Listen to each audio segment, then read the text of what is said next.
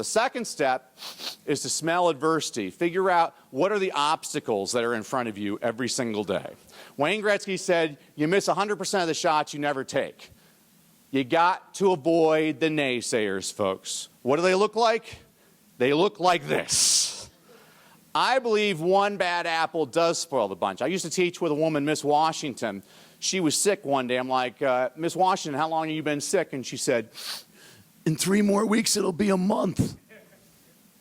This is the single most negative person I've ever met in my life. And you got to watch it, folks. Those people are out there. You know, Harry Warner in 1927 said, who the heck wants to hear actors talk? 2 years later, The Jazz Singer was the first talking motion picture, changed movies forever.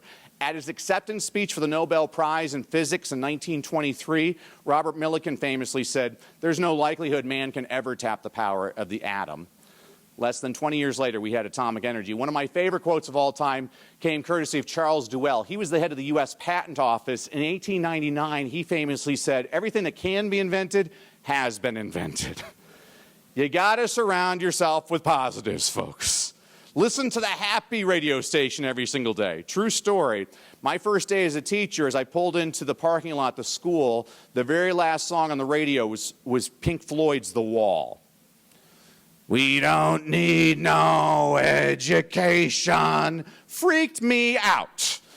From that day forward, it was Christian rock every single day.